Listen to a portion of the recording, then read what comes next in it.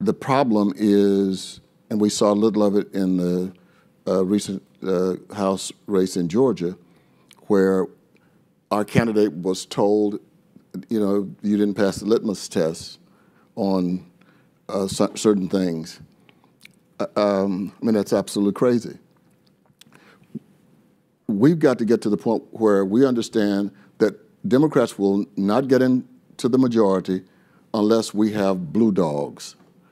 And, our position needs to be, we don't care what color the dog, we just want, as long as it's our dog. Because friendly dogs. Yeah, we need friendly dogs. And the thing is, they've won before. They've won. And then what happens is then they get beat up by Democrats, for voting on something that their constituents would like them to support. I mean, it is absolutely crazy. And, the party of toleration or tolerance sometimes slips into intolerance. And I think, we can see that from time to time. And I just listen to people, Democrats beating up on some Democrat who voted opposite of what the majority, how the majority voted. My voting record is liberal.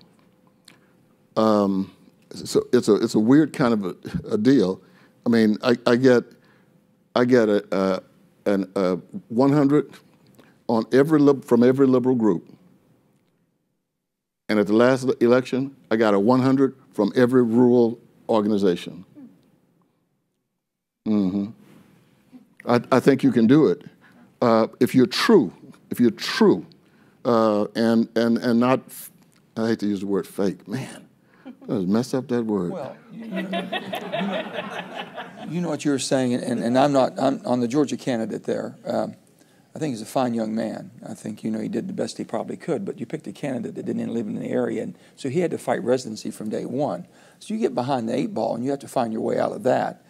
Why give them more than they need? Why give them information or give them fodder when you should be looking and recruiting in such a rich environment?